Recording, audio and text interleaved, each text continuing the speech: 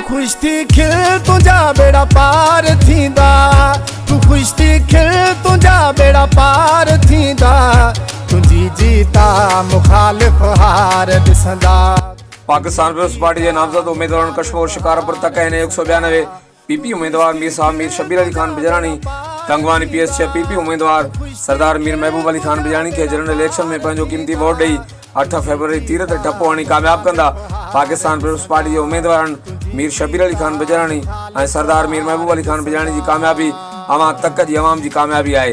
पारां सेठ वासुदेव लाल गेई, गोविंद कुमार गेई, गोपाल कुमार गेई करमपुर।